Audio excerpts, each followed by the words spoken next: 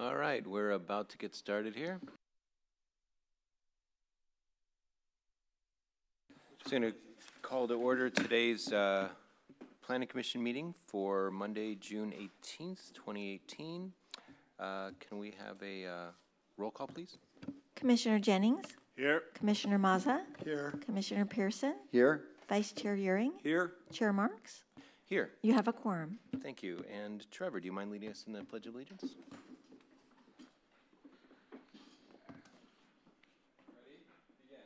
I pledge allegiance to the flag of the United States of America and to the republic for which it stands, one nation, under God, indivisible, with liberty and justice for all.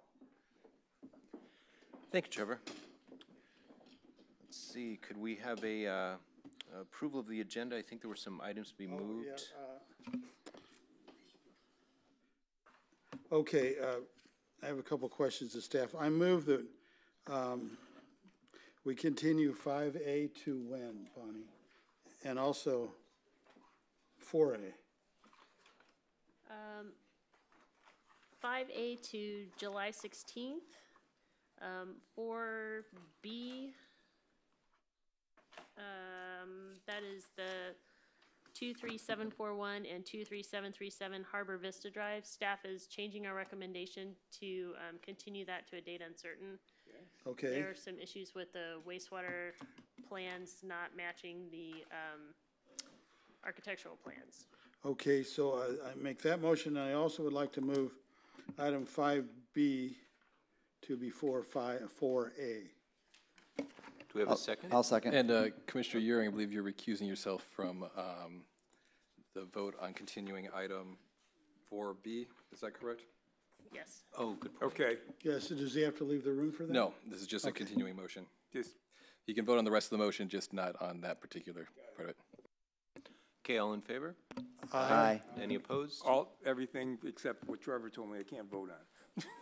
Thanks for clarifying. All right, so that carries as our agenda. So could we report on the posting the agenda, please? The agenda for this meeting was properly posted on June 8th, 2018, with the amended agenda properly posted on June 12th, 2018. Thank you very much. And no ceremonials today. Now the time for a written communication with the public. Anyone, any speaker slips today? No? Okay, then there's that. Next up is the consent calendar. No, no. Wait. Oh, Commissioner comments and thanks. staff comments. Yeah, thank you. All right, so Commissioner Jennings? Commissioner Euring? Just two quick ones. There were a couple issues we wanted to bring back to the commission. One was sort of a discussion about when resolutions are being reviewed by us, how our comments get incorporated into what's going up there. And then the second one is we had talked about having the Cliffside project come back to talk about when do you think that would happen? The Cliffside project, we have got tentatively scheduled for July 16th. Cool. And then the other one, I was going to poll the commission and find out, I think we heard back from some of you. We were looking to have a discussion starting at 6 p.m. on either July 16th or August 6th about the Planning Commission's role in your resolutions and how that gets communicated up to the City Council. Excellent. Every time you need, I'm in. Okay. I didn't respond to the request. I would you're suggest, out. I would say August 6th would be a good time to have that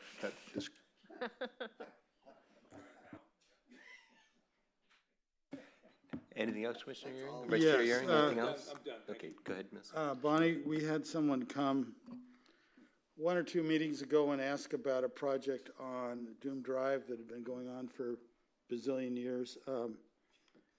And you were going to come back and tell us the status of what's happening? Yes, they are close to having their final inspections, so they're at the tail end of the work, but I wasn't able to get a good prediction. I guess that stuff drags out sometimes, but they're close to having final inspections.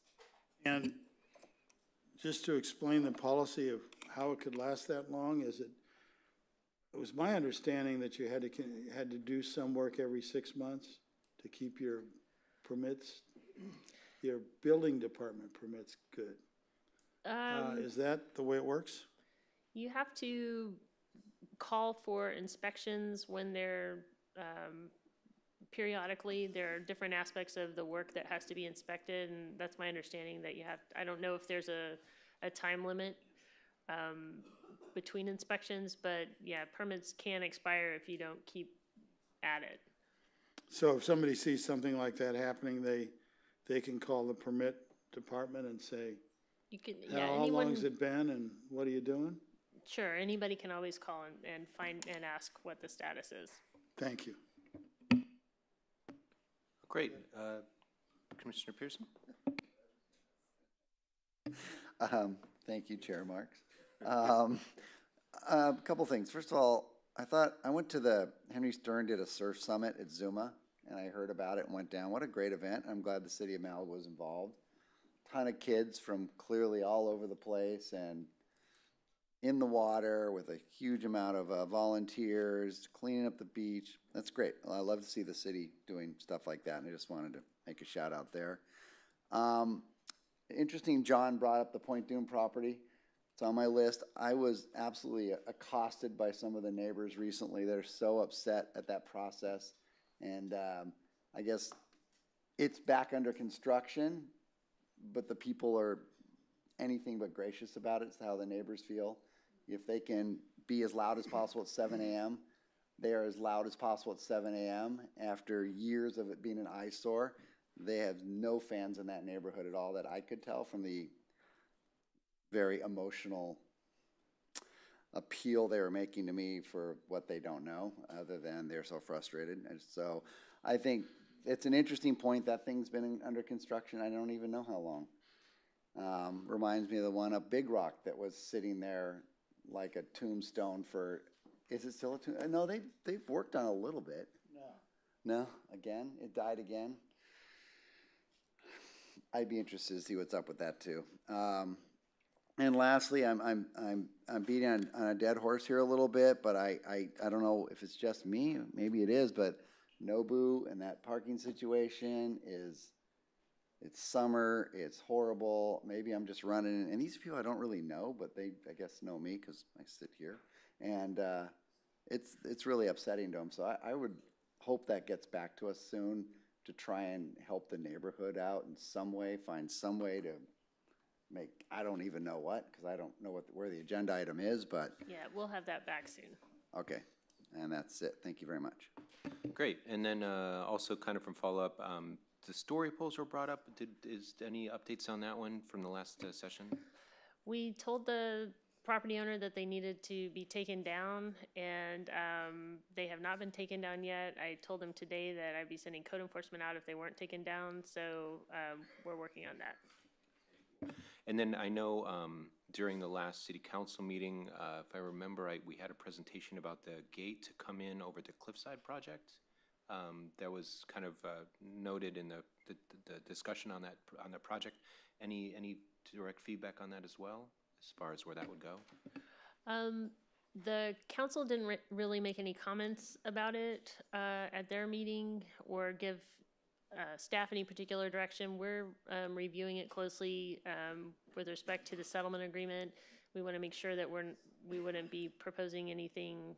We just want to make sure how that would square with the settlement agreement. I know Mr. Schmitz had an opinion about that. We just want to do our due diligence and make sure that we'd be solid on that. Thank you. Then I guess back to you for comments as well. Well, I am pleased to, first of all, introduce some of our newest staff. I wanted them to be able to meet you all. You may have seen one or two of their faces so far, but they are all sitting here in the second row. First, we have Renika Brooks. She's our new associate planner. She was with the city. I don't know, did you wave? Okay, good. She was with the city years ago and has come back, and we're very pleased to have her. She's an associate planner, if I didn't already say that. We have Justine Kendall, who is one of our new assistant planners. We have Didier Murillo, who is another assistant planner. We have Kendall Irvin, who is a new planning technician. And our newest hire is Tyler Eaton, who was with us as an intern and is doing such good work. We were lucky to get him to come on full time. So we're very pleased to have them.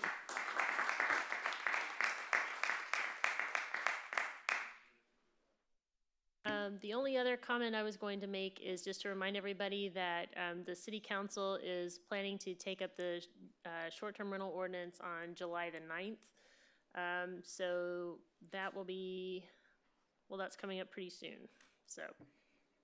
A quick question, has the council given you any direction of what they want to see this time around? It hasn't been back before the council, so. You have nothing new No. come down, okay. Thank you, Trevor. Anything? No? All right. Then next up, we have the consent calendar. Does anyone want to pull anything?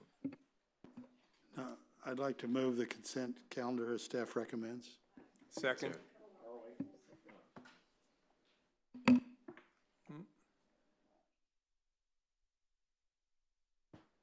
First up, so we do have a request to pull item 3A1 and 3B2. So, 3A1? 3A1, is that correct, Don? It's 3A1. But I do have a note on here that says please pull, so. Oh, okay, so we can. 3A1 works. Great, all right. So it looks like 3B2 then is to be pulled. And did I interpret that right? So Oscar or Sohila? Do the motion and everything, but the only one being pulled is which one now? 3B2. So I move we accept staff's recommendation on the other consent items. I didn't ask to speak on. Well, then you're pulling it. Right. Well, no, you can comment on a public, consent calendar. Yeah. Okay, we just, Finish our motion, though. yeah, just for clarification, do we need to pull that then technically, or? He can comment on it here is fine, and then you can make the motion on the whole consent Okay, calendar. so go ahead. It's an important distinction, for the record, Don Schmitz. No, I'm not asking that you pull this. And what is before you is the findings as it pertains to the action item that you took at your previous commission hearing. I've done the transcripts. We took a look at this. There was a second motion. I was of the understanding that there was going to be a resolution of sorts adopted by the commission tonight for the second action item that this commission voted on, which was to urge the city council to move forward as quickly as possible with the parking controls for the parking lot, which is what I'm trying to effectuate so that we can avoid appeals and a protracted process here. I was, first of all, I'm going to say that I understand, looking at those transcripts, that there's some ambiguity in regards to what was the actual action items. I was a little disappointed that there was not something for the commission to formally adopt tonight. And now I'm hearing Director Blue, who's got many, many things on her desk, saying that they are looking at it. So I've got a number of different things which are going on here, and I'm trying to prevent this from getting drug out. And I do very much appreciate the comments of the commissioners and the conversations that I've had in regards to this. But it is not an inconsequential consideration that the neighborhood has in regards to the parking problems there. So I believe that the staff report and the resolution for your adoption in regards to the approval of the CDP is consistent with your actions 2 weeks ago. That being said, I do think that if the council doesn't take this up and move on it really quickly, then unfortunately this matter is going to get appealed up to them, and I'm trying to head that off at the pass. So if there's anything that this commission can do to prioritize this, that would be a very wise step in my opinion, and I do appreciate your time. Thank you, Jim. Thank you. For a quick question though, how do we manage this right now? So it's not pulled, but we're discussing. Can we not discuss? He was making a public comment about the consent calendar. So you still have a motion to approve the balance of the consent calendar. And did we have a second for it? For staff's recommendation? I'll second. You can vote on the motion. Okay, so all we had was to pull 3B2. Is that motion? Approving everything else. Yeah. Okay. So, all in favor? Aye. And opposed? Okay, Can I motion ask a carries. question on that last item?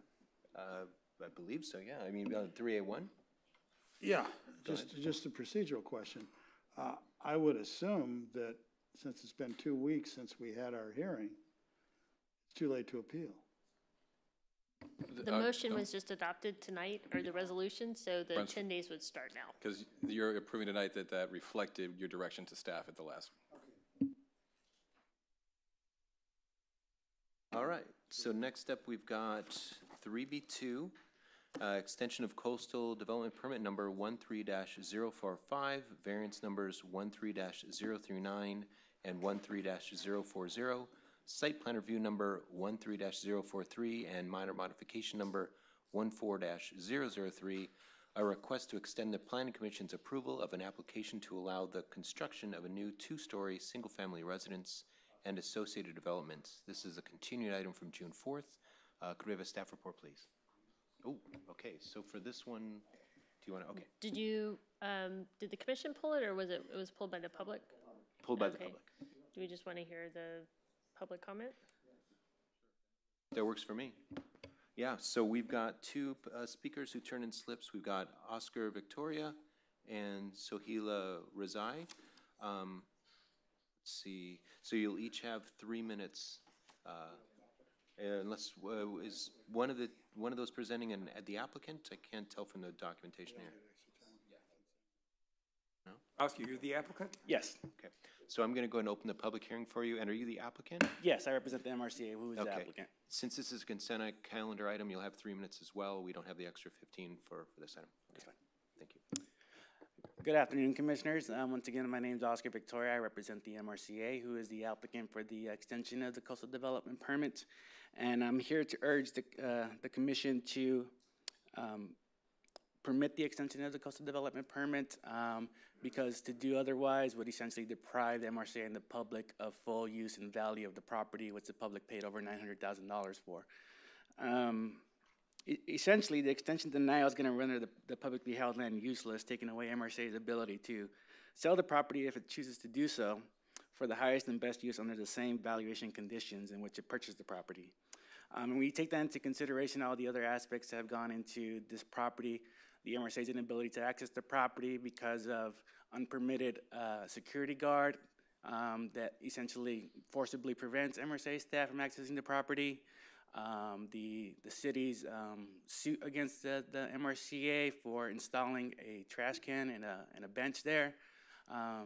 And now essentially you don't want to extend the CDP, which the commission extends 95 to 99% of the time when requested. And so essentially it seems like the city is attempting to render the land useless. And so as a public entity and as a public entity who purchased their property using public funds, we urge this commission to reconsider the staff's recommendation and extend the CDP for a year in order for the MRCA can utilize the land and get the best value for the property in order to essentially do its due diligence for the public. And so, thank you. Thank you as well. Next up, we have Sohila Razai. Sohila present? Oh, we'll need another, I only have 2 speaker slips so far submitted, so there we go. There we are. Oh, wait, no, we got, oh, there's a stack. Oh, wow. Okay. Oh, this stack. That we're gonna have to, all right. Okay, so. Announce it, not to repeat the same story. Yeah, if you could, so we do have quite a number of speakers here.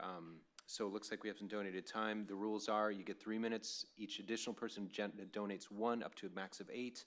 And if you've heard the same thing said by a speaker before you, just out of courtesy, let's try not to keep repeating the same. Mr. Chairman? Yes, sir. Since this is a consent item, we've already heard it. I'd like to limit the time to 2 minutes. Makes sense to me. Take a So we'll consensus? do we have a consensus I'll second on that. It's a good idea. I don't think we've heard this before, and I would not recommend doing that since we already allowed 1 person to have the full 3 minutes. He didn't use it.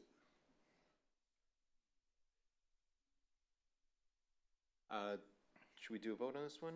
Or we want to discuss a little more? we do this? We only used a minute 45.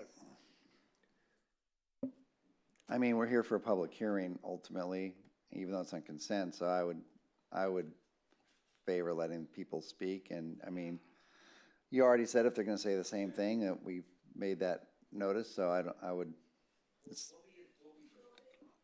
so, that'd be my opinion. All right, so, I withdraw my motion. all right, motion withdrawn.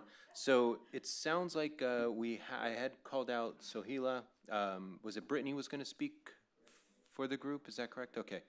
So Brittany, I want to clarify. It looks like I've got, how many speakers did you have for? I believe four the- people wish to speak, and 14 people, it looks like Donate time. 15 would want to defer their time. Got it. So these 4 will be the speakers, the rest Correct. are deferred time. Sorry, it's a little jumbled, but. No, that's okay. So, What do you mean deferred time? meaning that we have up to 15 minutes to donate to others. So they've got Yeah, with a 4 maximum of 8. Correct, correct. So Brittany, can you tell us how many minutes you'd want? Actually, Elizabeth. Oh, Elizabeth. Okay, that's really just, gonna screw You you look up. like Brittany. no, that's fine. So you're Elizabeth Stevens, right? Yes, Okay, yes. and then how many minutes are you looking for? I will try and make this really short. I'll ask for 5, but hopefully I'll finish it. Okay, You know, so then I'm gonna name 2 people that have to be present. So Don Briscoe, are you here? Okay, and then Larry Morrison, are you here? Okay, thank you. So you have 5 minutes. Okay, I'm going to speed read this instead of just going off the cuff. Okay, well, I want to thank you very much. We were hoping that it would be on the consent and it wouldn't be pulled, but we do appreciate your time. We do come and ask you to go ahead and do the staff's recommendation and deny this request for the CD extension. They're asking to build a 4,000 square foot home. And the MRCA, in my opinion, has no intentions of building a home on the property or to sell this property. As of late last week, the MRCA filed another lawsuit doubling down on some of the residents in their pursuit of their so-called park to try and create an illegal trail through our neighborhood to access Escondido Canyon. I'm going to address some of the findings that were in your report, and the staff did a very good job identifying the reasons for the denial. I would like to emphasize several points where the MRCA is not complying with the current CDP and the City of Malibu's rules, so Malibu staff is correct in recommending you deny this extension. 1, the MRCA currently has a notice of violation from the City of Malibu for developing the property without obtaining proper permits and violating the Coastal Act. 2, the MRCA already violated the existing CDP requirement. One of the conditions of the existing CDP for the single-family home was that no development or structures were allowed on the protected creek side of the parcel, and yet that's exactly where they developed. And they claim they want to protect and conserve. 3, when the MRCA refused to remove their unpermitted permanent structures, the city had filed litigation against the MRCA for failure to comply with the illegal development of the property. So I find it questionable, why did the MRCA wait 3 days prior to the expiration of to file the extension? In the public records request, we have a Malibu City planner and the MRCA planner, Jessica Wynn, and I hope I pronounced her name correctly, had email exchanges prior to the purchase, during and after the purchase regarding the status of the CDP. Joe Edmondson, as we all know, is one of the most powerful unelected officials, and I kind of refer to him as a land tycoon. He is an expert for almost 40 years acquiring vast amounts of land, offers to dedicate, conservation easements, dedications, donations, and I would say sometimes payoffs, on and on. So for them to say that Sycamore Park prevented, which I refer to a Goliath, David and Goliath, it's a machine, the MRCA and the SMMC, and they're exercising an enormous amount of power and overreaching power, in my opinion. MRCA's feeble excuse that they were denied access, they were just in here 4 times this week. In fact, their attorney was in here. So to the staff's credit, they correctly identified that the MRCA has had access as demonstrated by the structures erected and illegally developed on the property. Another reason to deny this extension is that the MRCA is in violation of the Coastal Act, as I stated. The MRCA has filed lawsuits against Sycamore Park claiming temporary cones and limited guard hours is development, and is a Coastal Act violation deserving of heavy fines that we are getting daily. In reality, it's the MRCA who has violated the Coastal Act because they have actually developed and erected permanent structures next to the creek and in the ESHA. So I'm just throwing it out there. Why does the MRCA want this CDP? It's not to develop a home, and it's not to sell it, because you wouldn't keep, piling on these lawsuits. They've demonstrated that with these lawsuits, it's to be intimidating. I look at it as it's a heavy hand to the Attorney General's office and the Coastal Commission with all these threats that we get. Again, it's my belief that they have no intention of building a single-family home or selling the property, because again, if you wouldn't keep piling on these lawsuits. So contrary to these rules that they keep violating, I would ask you to please deny the extension to show that the rules and the requirements and the conditions do apply to everyone equally. Thank you. Thank you as well. And if we could hold the applause, sorry, it gets busy on time. So next up we have Neil Gray, and Neil, sorry, before you speak, I'm going to get a clarification here. We do need to do disclosures, I understand, at this point. If you can just clarify the procedure we'll need to follow. Sure. We can see, are there any disclosures on this item by any of the commissioners? Oh, do we have any disclosures? None. None. None here. Do I disclose I lived across the street, right there? I think we all know. At the Calvert's house. I lived at the Calvert's in like 1975 and 6. Does it provide any information that's going to affect your decision tonight? No, I mean, I guess I know historically, but also from visiting it, that it's a challenging property that is up for question. I don't think that affects what's going on here at all tonight in either way. And we did hear this before when they got the CDP, and we already dealt with that. So yeah, no, it doesn't affect anything. And then before you continue, I have one question of Norm Haney. You turn in a speaker slip, I assume, independent of this group. You're not donating minutes. You want your 3 minutes, right? Okay, thank you. So, good enough. So next up, so Neil, how many minutes did you want to have? I think 3 will be plenty. Okay, very good. Probably won't even use all of those. Thank you again for your attention. Thank you for giving us a chance to speak. I'm a new homeowner in Sycamore Park. In fact, I finally got to move in took about 3 years to actually get to move in, since we just are finishing up a remodel. And during that time, the MRCA purchased this lot. Quite frankly, I wouldn't have purchased my home had I known that that was going to occur. I had no intention of living next to and within the park, if you will. The portion of the lot that the MRCA purchased that is adjacent to the stream runs about 120 feet long, literally between my garage and my neighbor's driveway. They've erected structures on that, signage indicating that it's a park, picnic tables that you've heard about, creating a park atmosphere and in strict violation, as the commission already knows, and they have been served on that, and there is now a lawsuit from the city against them. Again, they've developed on the part of the property that was not part of this CDP. The CDP allowed for building of a home on the other side of the street, on the other side of Via Escondido, and they claimed that their purchase of this property was using public funds, yes, very much using public funds, including our funds, to protect the watershed, and that was their main source of funds for this project and their main reasoning behind this project.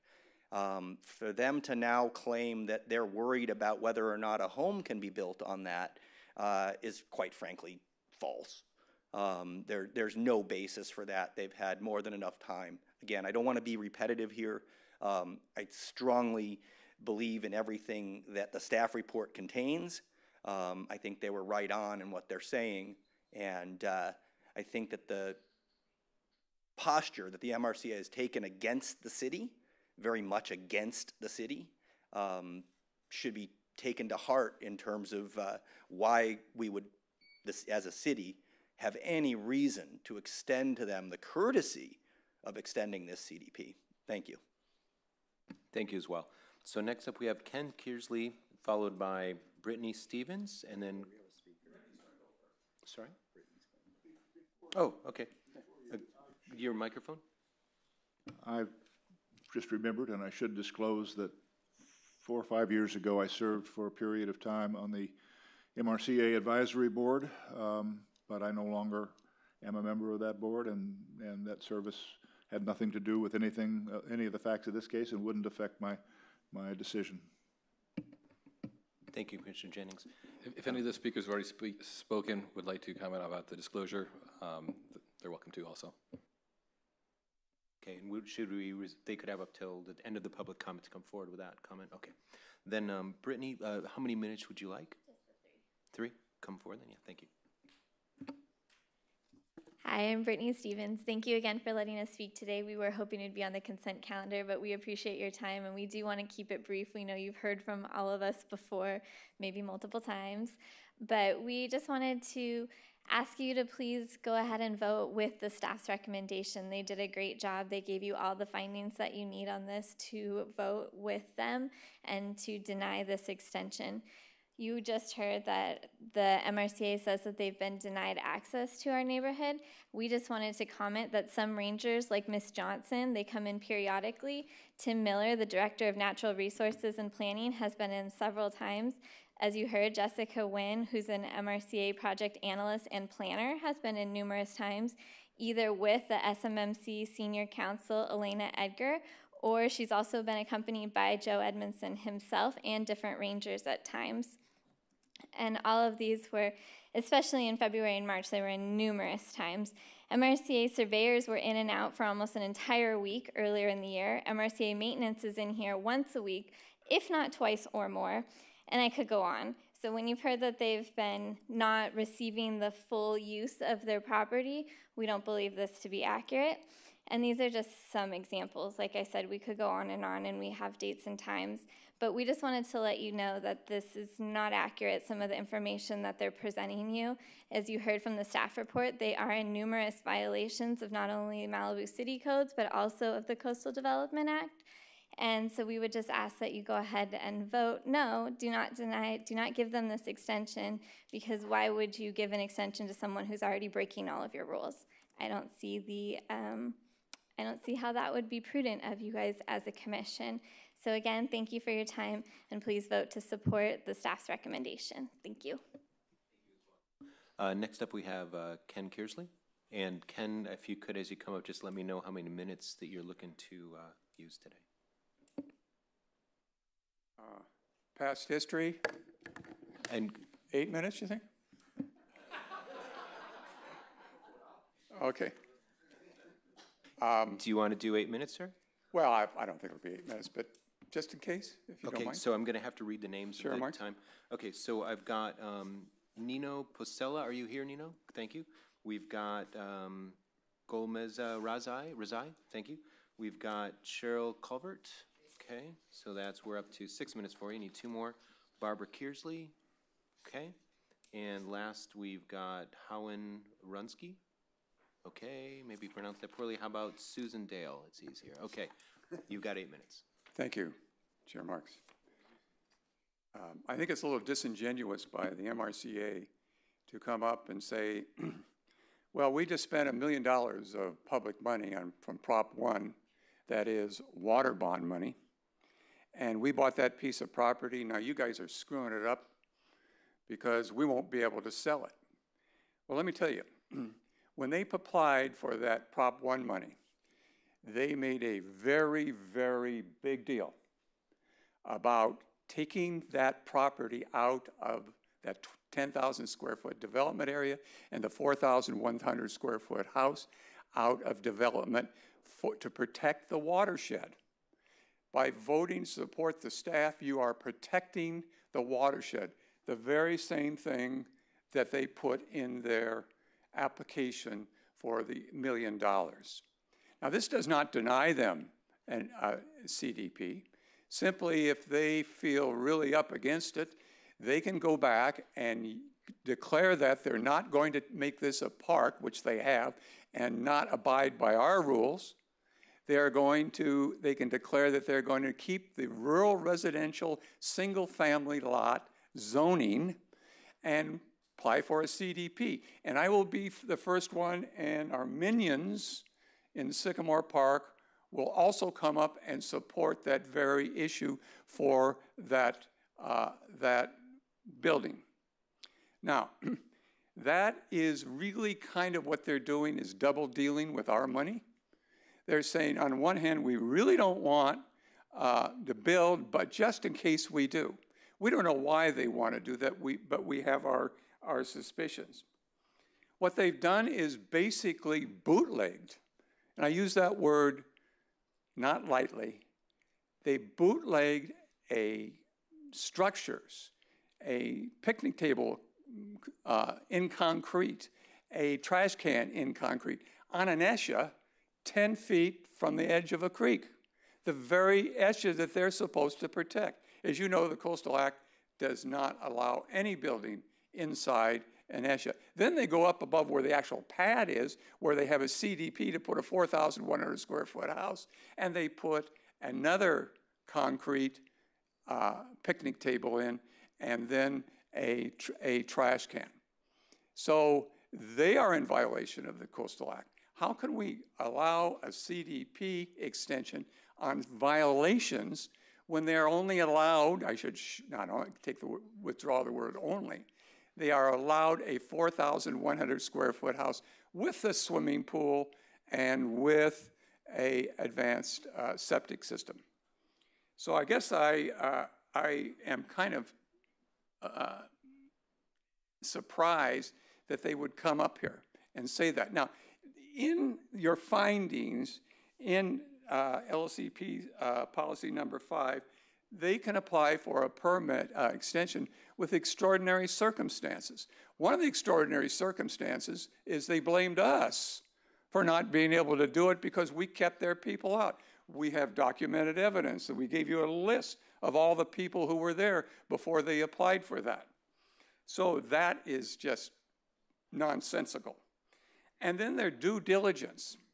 This CDP was never acted on at any time. In 2014, it was granted. All the MRCA had to do was to take the plans that they bought with the property, go down to planning, and get a green stamp. How hard is that? They didn't do anything. They never got near the pipeline to get this extension. They just decided at the last minute, oh, well, we'll go down and apply for it. So we're asking very simply that you accept the staff recommendation and deny it. And by denying it, you're not denying them a CDP. All you're saying is you have to follow the rules of the city of Malibu. First, number one, a CUP to change the zoning and to change it from a single-family resident to a public park. That's number one. And then you can come and make your argument, we're not denying that, for a CDP. I think it's very simple.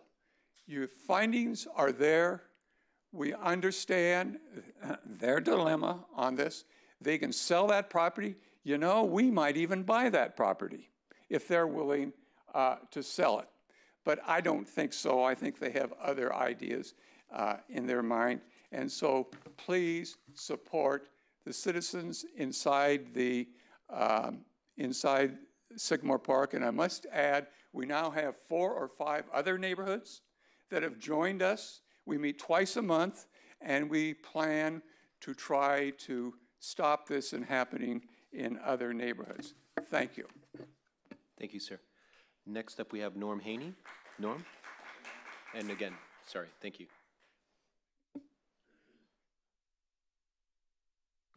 Good evening. Thanks for the opportunity to speak to this issue.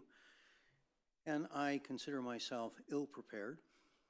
I haven't studied all of the issues, which I normally do. I've not talked to Mr. Edmiston or any of the people that are in the community. And I absolutely think everyone should be treated the same by the planning staff and by the planning commission. Having said that, if the rules would allow the extension, if the rules would, then it might be something that one might consider. When you corner a cougar against a wall, you want to make sure he has a way out, or he may find you as the way out. It's just a thought. And if you deny this, which you clearly have a right to do, you know, I've heard a lot of reasons we don't, that the MRCA has no intention to build this house. Well, then I have to ask myself, why is he asking for it? Why is he asking for the extension if it might not be an avenue out of a difficult situation? Something to consider. Thank you. Thank you as well, Norm. So do any of the initial speakers wish to either rebut or respond to any disclosures? Okay, then with that, we're going to, and no more speakers want to, okay, do you have one speaker coming forward? Yeah, you want to rebut? Okay. This is just a comment on the disclosures only. Yeah, only on disclosures. Yeah. Okay, sorry, thank you for the clarification. Great, any other speakers on this? Okay, with that, we'll close it out. And coming back to commissioners here. Go ahead. I move we accept staff's recommendation on that item, which I'll second for discussion. I'd like to have a chance to ask a couple questions. I was going to second, but okay, you got it. Commissioner Jen? Yeah, I wanted to make the point that I understand all of your concern about the battle that's going on and whether or not the MRCA is engaging in unpermitted development or this or that or the other thing. But the only issue really, when you come right down to it, is whether the MRCA has shown good cause for the extension of the permit. And in this particular case, it's difficult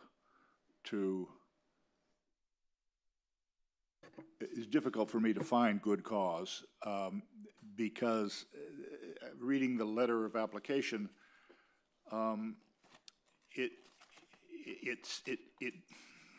it seems to me that the work that's been done and that MRCA has done is directly contrary to the permit that has been granted.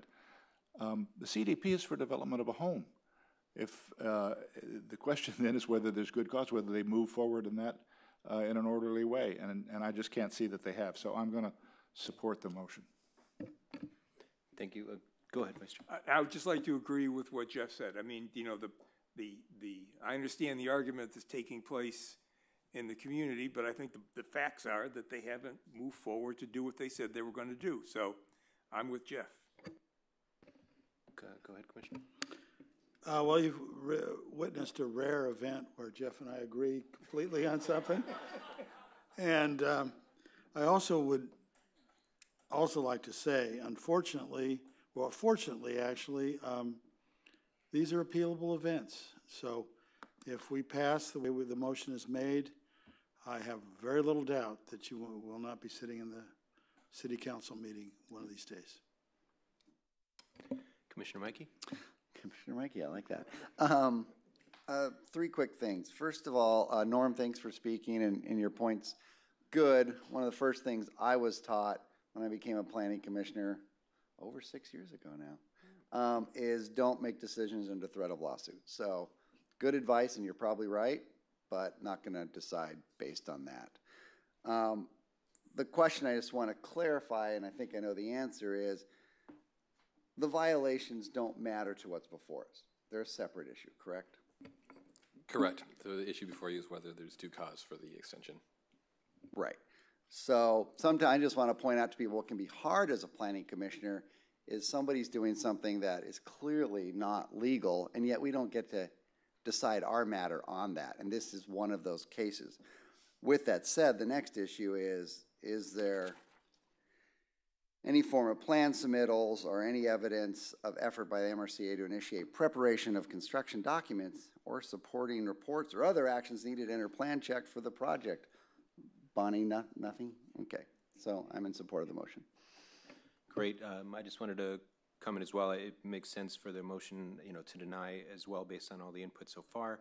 A couple of quick questions. When I was just reviewing this, and this is more to Bonnie, the distribution was made within a 1,000-foot radius. Is that normal? Was there? I thought it normally is a distribution of 500-foot radius.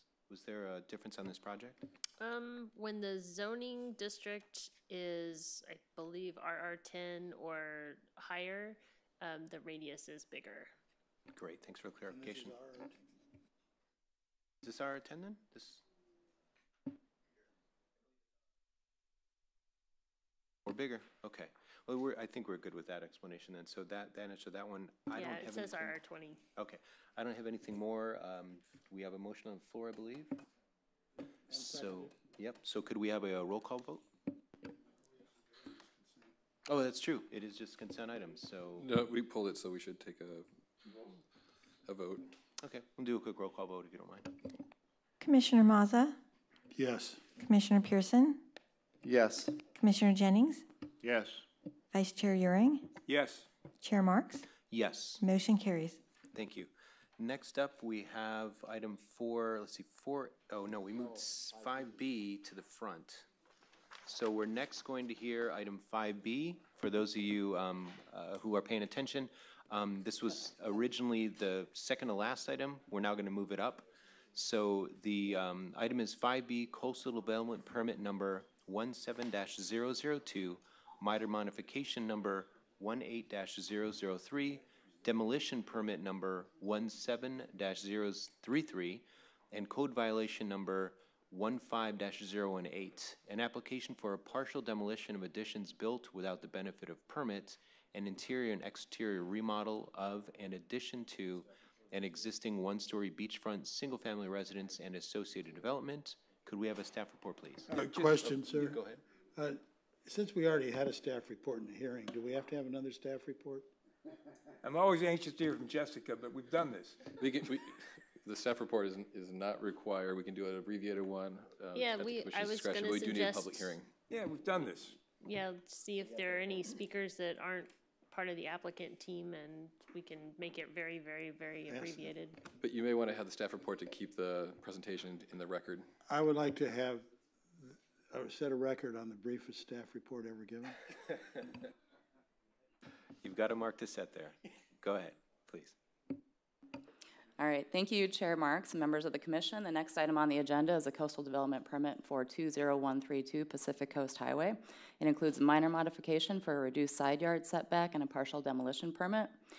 The project was originally reviewed and unanimously approved by the Planning Commission on May 7th, 2018. However, the Planning Department was later informed that the local newspaper had failed to publish the required legal notice. Pursuant to LCP Section 1312-2, if the matter is heard by the Planning Commission, notice is required to be published in the newspaper of general circulation. As a result of this matter, we are bringing this item back to the Planning Commission. Thank you very much. That was about 24 seconds. Great job. So do we have any, let me open the public comment. I have disclosures first. Yeah, sorry. Wow, out of pace. Disclosures starting from Commissioner Jennings. None other than participating in the hearing the last time. I visited the site prior to the hearing and also participated in the last hearing. I participated in the last hearing. Visited the site last time, participated in the hearing? Did not participate last time, did not visit the site, but read the staff report and good to go. Excellent. So now we'll open up public comment. I see that we've got two names, Jamie Harnish and Hohen Runzik. So we'll open up.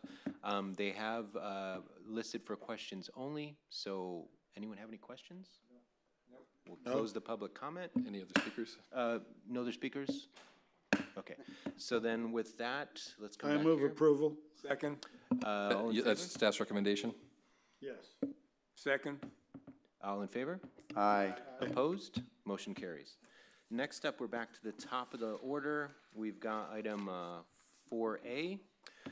This is Coastal Development Permit number 16-064, variance number 17-011, site plan review number 17-042, thank you, and minor modification number 17-008, an application to construct a new one-story single-family residence and associated development. This is a continued item from our June 4th, 2018 meeting. May we have a staff report, please? Yes, thank you, Chair Marks. The next item on the agenda is the coastal development permit for 5263 Horizon Drive.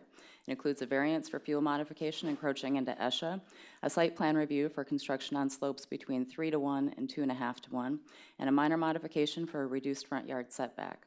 The matter was originally heard by the Planning Commission on April 16th, 2018, where a motion was made to continue the item to allow the applicant time to revise their 10,000 square foot development area to include portions of the driveway that would exceed 20 feet in width. The project consists of a new 4,312 square foot, one-story single-family residence not to exceed 18 feet in height, with a 505 square foot second unit, 265 square foot pool cabana, decks, swimming pool, spa, and associated equipment, fire department turnaround, retaining walls not to exceed 6 feet in height, 818 cubic yards of non-exempt grading, and an AOWTS. The project consists of the variance for fuel modification into ESHA, a site plan review for slopes, and a minor modification for the front yard setback. The applicant has revised the 10,000 square foot development area and revised plans with the following modifications: the removal of 2 retaining walls on the east side of the guest house, the removal of a 100 square foot trash enclosure adjacent to the driveway, reduction of proposed decks and patio areas, reduction in the size of the proposed swimming pool, reduction of 159 cubic yards of non-exempt grading, and the revised 10,000 square foot development area now includes all portions of the driveway that exceed 20 feet in width. Staff has verified the applicant's calculations as being accurate.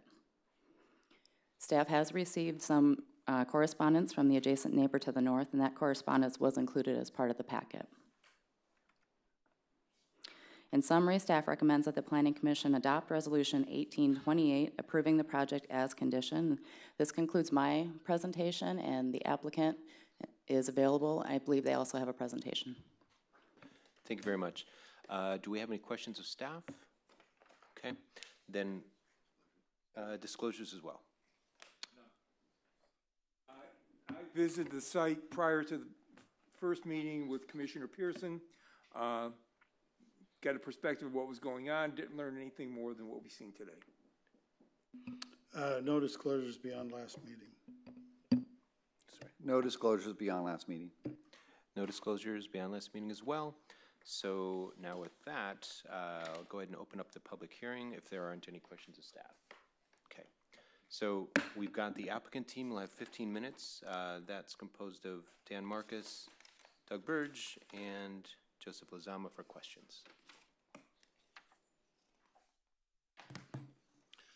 Hi, I'm Dan Marcus. I'm the owner of the property. My wife and I own the property. Thanks for the opportunity to speak with you about the consideration of my wife's and my proposed home. I just want to make a couple of points for context, and then I'll turn it over to Doug. First, I thought you should know that the house will be our primary residence, and I can promise you it'll be our only residence after we build it. We've wanted to live in Malibu for quite a long time. We specifically decided to build rather than buy, particularly after we saw this piece of land and to design something that really is for us in our retirement. Given that desire, we retained Doug Burge, a local architect with significant experience in Malibu and someone who really understands the rules and regulations in terms of building in Malibu. Given that, and in working with Doug, one of our primary objectives was, at the very beginning, was to stay within the rules and regulations. And also build a house that we felt was kind of just reasonable in size relative to the neighborhood, and also within what would be our own budget. That led to a core decision on our part in working with Doug, and that core decision was to not exceed 18 feet in height, so as not to create any issues with the neighbors behind us. In other words, to build a one-story as opposed to a two-story house, even recognizing in some cases a one-story house is more expensive to build. We knew that Mr. Ohanian was building his house to the right of us. We also saw that the placement of our home, when we looked at it relative to his house, was off to the side of his house and wouldn't block his view from any point to the ocean and from the front of his house. I just wanted you to know that we were not oblivious to the fact that he was there. All right. So those are the points I wanted to make. I'll turn it over now to Doug. And again, thank you very much, and I'll answer any questions you've got. Thank you as well.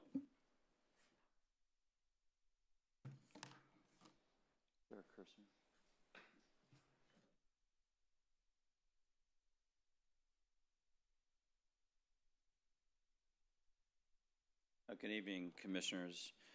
This is a carryover from the original hearing that we talked about that was in May. And one of the things that we had talked about with the Planning Department was tidying up that ESHA plan, which we were able to work with and do.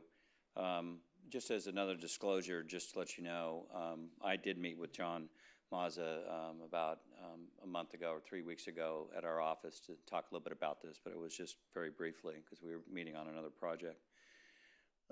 Just for a point of context, the picture up there on the, let's see, this is the house here, and then the subject property is here. There are PVDs that were established, private view determinations, for a house here and a house here back in 2013. And so those are the records, the only records that we have when we started this project. We started this project about 2.5 years ago. It seems like we're here now, but just seems how long it takes to get things done. So we told the client that we had to be 18 feet. And this is a pure 18-foot high house. It's not a hybrid. It's not 18 feet from the back, 24 from the front, 24 from the side. And we knew that the planning director would visit this house at some point. And so we knew that that's what we told the client. It was going to be more expensive to build as a one-story house, but we didn't have a choice because the PVDs were established, and you have to establish, once they are established, it's very hard to argue a point, as we've learned from the past, even though there are some people that have had their complete views blocked, and there's nothing really anybody could do about it. And so this was a very important part of the project to make sure that happened. The other thing to note is that back in I think it was 2008, an entire project was approved by the Planning Commission for a much larger house, about 10,000 feet.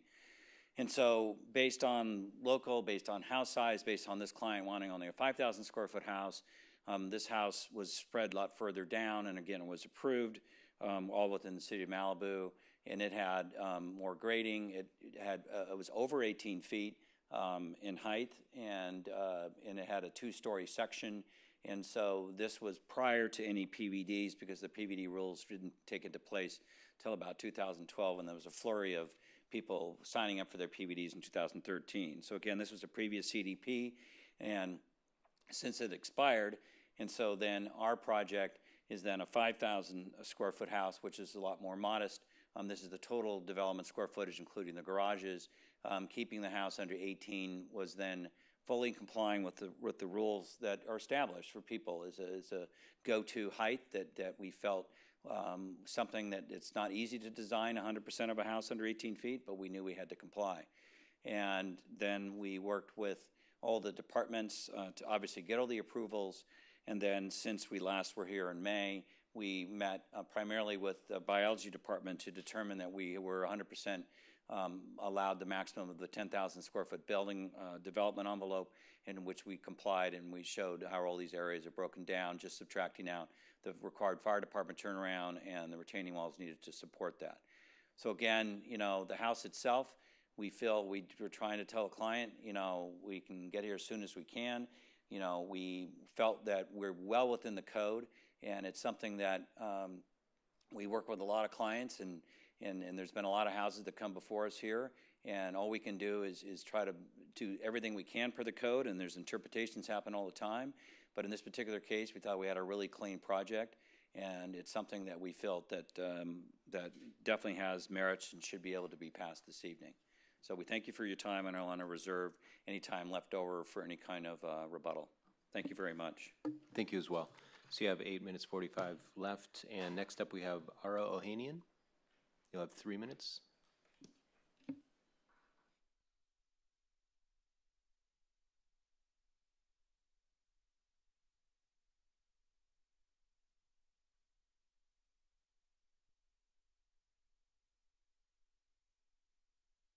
Can I have, yeah.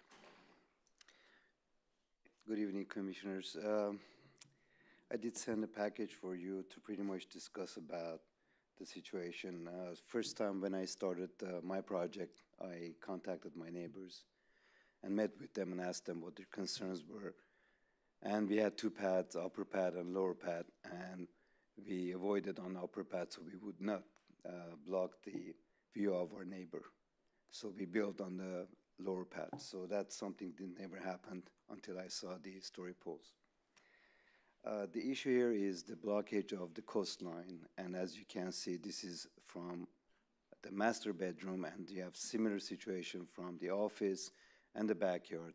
You're going to be blocked with the entire coastal line of the Point Dume. If you move on to the next slide, just press. That's where the Asia is, and that's right from my property, taking a picture, and you can see the story pole and how far you are from the Asia. And you're welcome to go and visit that. It's probably roughly about 20, 30 feet without going on the property. The issue is, that's the line, the red line is roughly approximately where the building goes. So if you see the location of the horizon, look at the extent the project goes down the hill. And Asia starts immediately on the right side of that. I'm not here to stop my neighbor building his dream house and his retirement house, and I've had discussion with the architect and Mr. Marcus, and there is a solution for that, which I discussed with him. Mr. Marcus prefers to do it afterwards. I rather discuss this ahead of time, so it's clear, so we don't have to have any situation where neighbors have issue with each other.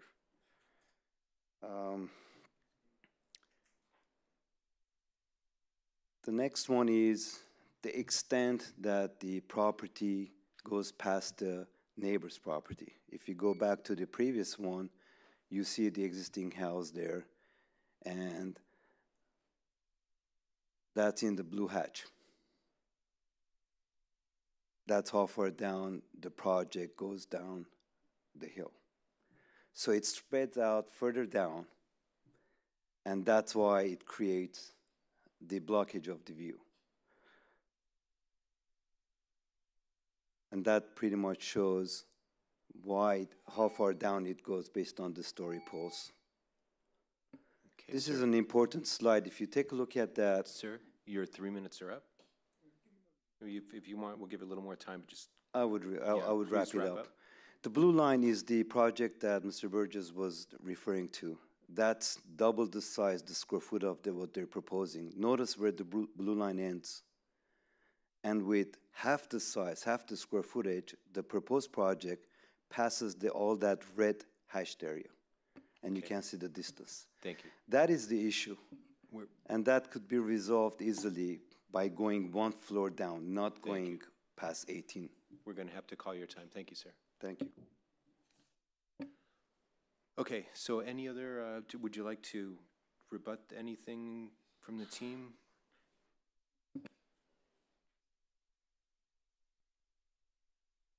Yeah, just as a side note, again, there's one neighbor, and again, to the side, which we do have to consider primary views, and there's a reason primary views were taken from a single point on a residence. Otherwise, we'd be talking about every view from every room, from every house in Malibu.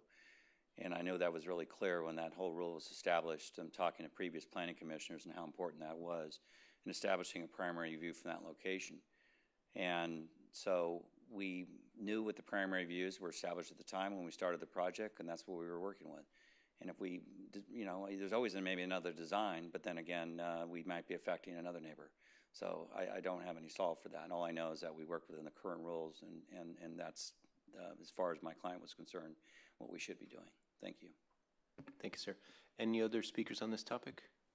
Okay, I'll go ahead and close out the public comment. And let's come back up here for discussion. Go ahead, Commissioner. Bonnie, does the neighbor's house have a certificate of occupancy? I don't think so. Okay, so you need a certificate of occupancy to do a view determination, isn't that correct? Yeah, it needs to be finalized. So, Sir, if you would.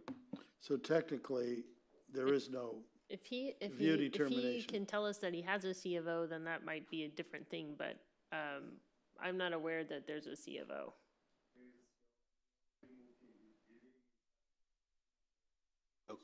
Okay, yeah, why don't you come forward just to share that information?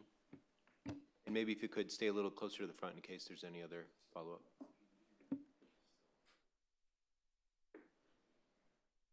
I believe staff has contacted Yeah, that was gonna be my point, yeah, they, says you. Mr. Ohanian and not had a response about accessing the property.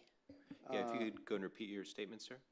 Sir, on June 9th, we moved in. Certificate of occupancy was issued a week before that. Okay, and do you have a view determination? What do you mean by view determination? You go to the city and you give them $250 or something, and they take pictures and say, that's your view, you get it forever. I took the picture, as you can see, my first slide was the view, showing how the coastline and point-in view is blocked. You have a picture there of the ESHA. Right? That's also the picture. Where was that picture taken from? From my property, looking at Story But Pond. where in your property? Right at the property boundary. From which room?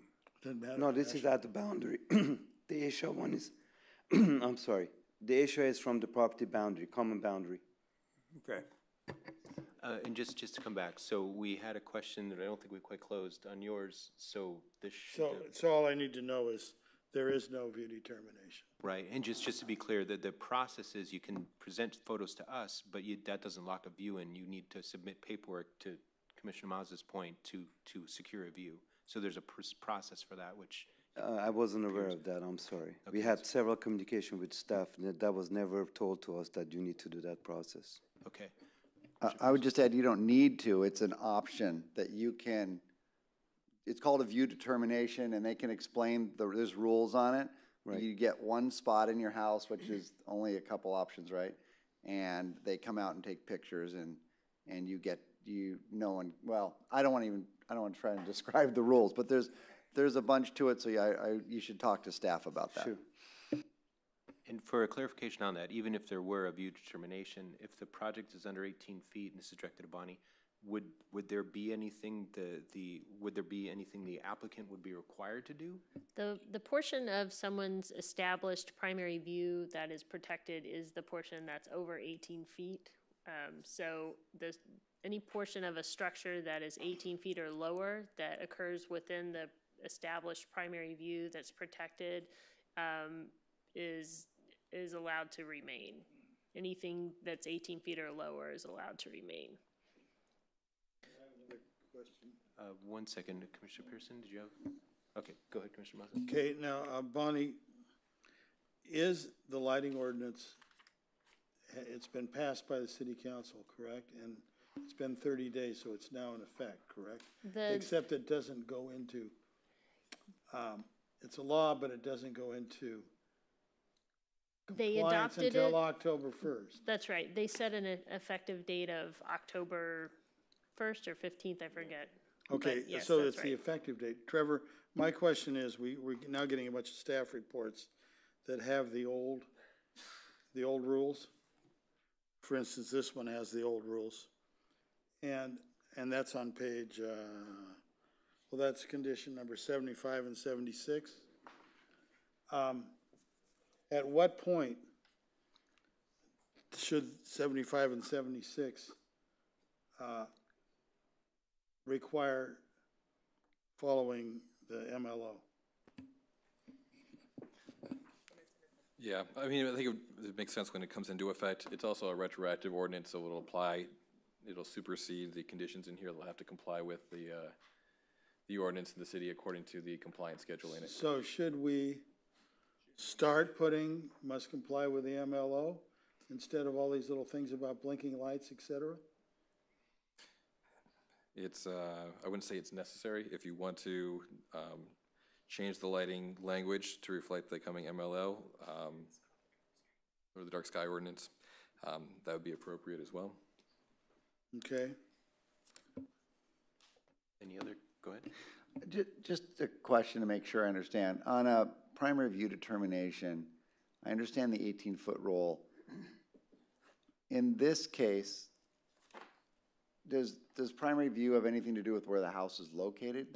As I remember, it doesn't on the property. And in fact, if it's, I'm forgetting too many projects, but are we in the ESHA zone on this one?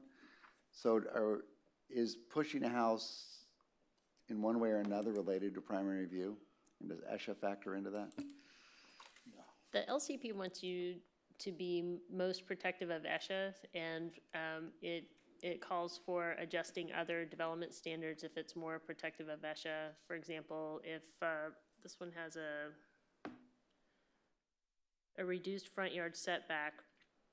Right.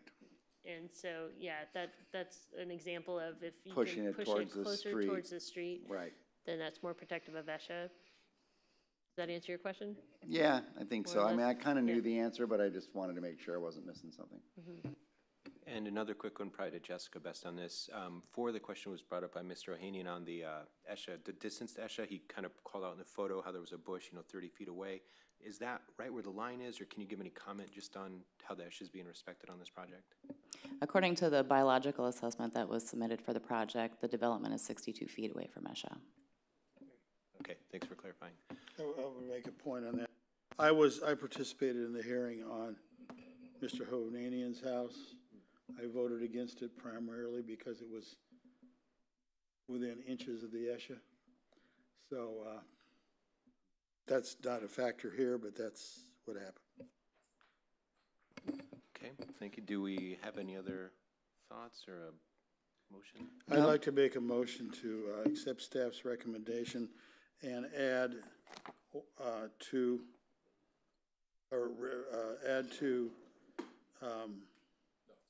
condition number 75 that this project must comply with the dark sky ordinance. Okay, do we have a second? I'll second. And that would comply with the dark sky ordinance upon its effective date? Yeah. Okay. I'll second. Okay, can we? Quick comment? Go ahead. Mr. Ohanian, I think what's hard in some of these projects is I see what you're struggling with. I totally get it. But our decisions up here follow whatever set of rules that we are given. And so your project gets into one of those gray areas, and sometimes it's worse. We've seen ones that are horrible where all the ocean's gone and it's still within the code. So I understand you're not liking the way I see that the rules go, and I have to follow the rules, not what I personally feel. We don't have that latitude. So your other option is to bring it up to city council. If you want, and discuss it with them. They might have different latitude than we do, but we're supposed to follow the code, whether we like it or not. And so I just wanted to make that comment. Thanks for that, Commissioner Pearson. Could we have a roll call vote on this one? Just be safe. Commissioner Mazza, Yes. Vice Chair Euring, Yes. Commissioner Jennings, Yes. Commissioner Pearson, Yes. Chair Marks, Yes. motion carries. Thank you. Next up, we have item 7A, which is new business, the property acquisition conformance with general plan. Again, if we could have a staff report on this one.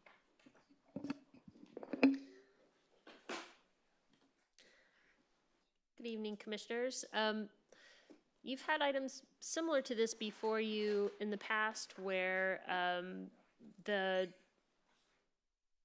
government code requires that the planning commission review a proposed land acquisition that the city council is looking to make for consistency with the general plan. Together with this analysis, we've also provided an analysis of the property acquisition under CEQA. And in this case, as I'm sure you're aware, the city council is looking at buying, well, actually, they've directed staff to negotiate with the seller of the three of the commercial parcels that were offered for sale by the Malibu Bay Company. 2 of them are located in the Civic Center and 1 is located in Point Dume. They're all zoned commercially. As part of that direction to staff, the council also identified potential funding sources for the purchase. Some of the funds are designated to come from Measure R and Measure M funds, which are bond funds that are required to be used for transportation or parking or transit related uses. So while the city council has not conclusively identified the full, uses for these 3 parcels, by deciding to use M funds for a portion of the purchase, it has committed to making some use of the properties for parking or transportation, transit-related uses. In terms of, so any of those projects, whether it's parking-related or transit-related uses, or any park or open space uses which might be identified for these sites, those would undergo a full environmental review pursuant to the California Environmental Quality Act once the full details of the projects were known. So the analysis that we've prepared for you today just discloses and identifies the uses that are reasonably foreseeable, but not with any details because we don't have any idea what size parking lots or open space or anything like that we would be looking at. You look like you want to jump in. Sure. It may seem strange to perform environmental review when we don't have a full project before us, but the CEQA requires that the analysis be performed at the earliest possible time, and in this case, since there are some constraints to the use due to the funding involved, that's why, in abundance of caution, there is the CEQA analysis provided to you here. Trevor? Go ahead. Can you explain why we are doing the general plan and not the LCP, and what in the general plan requires us to say it's consistent?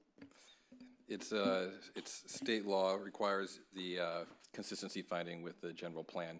It's a requirement under state law. That's why you're making that analysis. That state law does not cover coastal. It's not part of the Coastal Act. It's government code, I believe. I have to pull up the exact section. Okay. You got to open and close, I think. Can I, Yeah. question? Go ahead. So, my question is here, we have findings of fact related to parking because I assume they're trying to cover themselves on the use of the bond funds. Let me ask a favor. Can we get through the disclosures part, because we're getting kind of deeper in, and then we'll come to Oh, the I'm sorry. question. We're No, on that's okay. disclosures. Sorry. Sorry. We can get into I really Yeah, wanted yeah. to go right into questions. No, didn't I? that's all right. So, any disclosures, Commissioner Jennings? Oh. We don't need to disclose on Oh, a thank legislative you. item. Okay, then Forget it. we're good. I refuse to disclose. Back to questions. Thank you, Mike. So, the findings of fact, B and C relate to parking. So if we pass this, is the city then, by our vote, required to have auxiliary parking as part of whatever development has in some way, shape, or form? Or are we just asserting that that's a possibility? I'm not sure what we're saying here exactly. And I read I something. need a lawyer to explain And it I to me. read something today that said they've got to go to Agoura, Calabasas, and someplace else to get their permission to use those R funds for parking. And I don't know if that's true or not, but that was, He's got a question too, apparently.